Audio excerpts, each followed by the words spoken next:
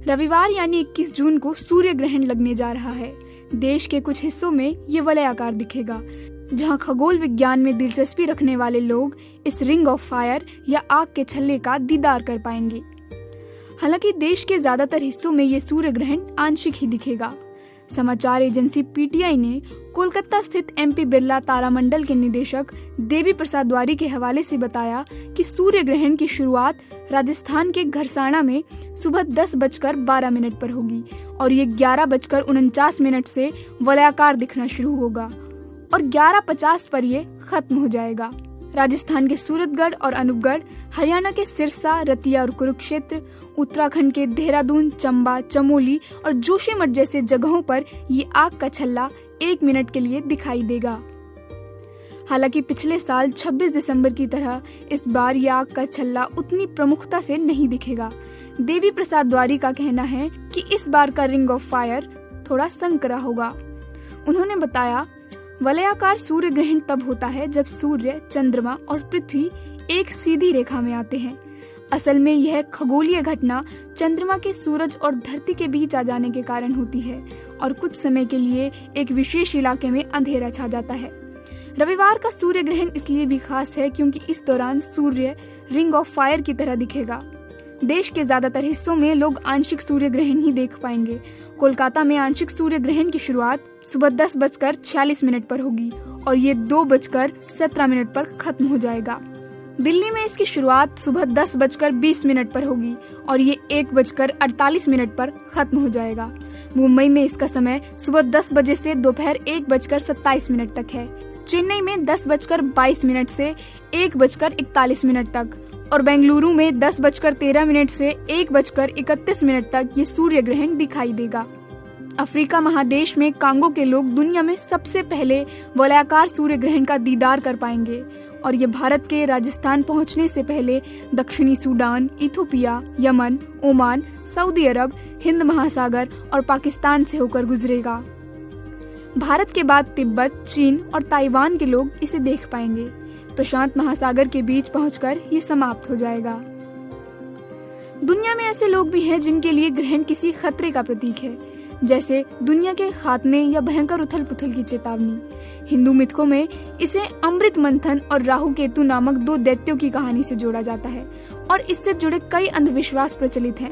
ग्रहण सदा से इंसानों को जितना अचंभित करता रहा है उतना ही डराता भी रहा है। असल में जब तक मनुष्य को ग्रहण की वजहों की सही जानकारी नहीं थी, उसने असमय सूरज को घेरती इस अंधेरी छाया को लेकर कई कल्पनाएं की, कई कहानियां गढ़ी।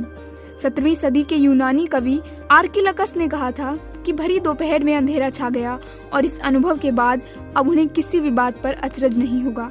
मजे की बात यह है कि आज हम ग्रहण के वैज्ञानिक कारण जानते हैं, तब भी ग्रहण से जुड़ी ये कहानियां, ये विश्वास बरकरार हैं।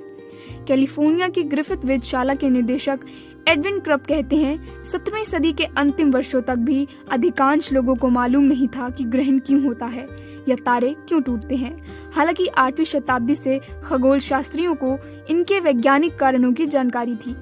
क्रप के मुताबिक जानकारी के इस अभाव की वजह थी संचार और शिक्षा की कमी। जानकारी का प्रचार प्रसार मुश्किल था, जिसके कारण अंधविश्वास पनपते रहे। वो कहते हैं, प्राचीन समय में मनुष्य की दिनचर्या कुदरत के नियमों के हिसाब से संचालित होती थी। इन नियमों में कोई भी फेरबदल मनुष्य को बेचैन करने के लिए काफी था।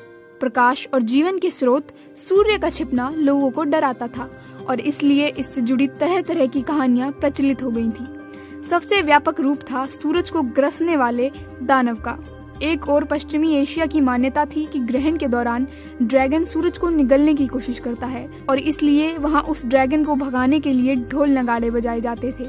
वहीं चीन में मान्यता थी कि सूरज को निगलने की कोशिश करने वाला दरअसल स्वर्ग का एक कुत्ता है। पेरू वासियों के मुताबिक यह एक विशाल प्यूमा था और वाइकिंग मान्यता थी कि ग्रहण के समय आसमानी भेड़ियों का जोड़ा सूरज पर हमला करता है।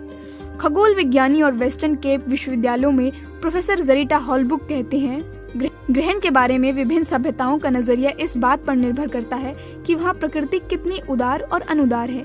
जहाँ जीवन मुश्किल है, वहाँ देवी देवताओं के भी क्रूर और डरावने होने की कल्पना की गई और इसलिए वहाँ ग्रहण से जुड़ी कहानियां भी डरावनी है। जहाँ जीवन आसान है, भरपूर खाने पीने को है, वहाँ ईश्वर या पराशक्तियों से मानव का रिश्ता बेहद प्रेमपूर्ण होता है और उनके मिथक भी ऐसे ही होते हैं।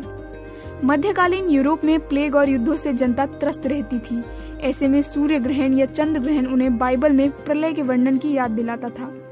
प्रोफेसर क्रिस फ्रेंच कहते हैं, लोग ग्रहण को प्रलय से क्यों जोड़ते थे, इसे समझना बेहद आसान है।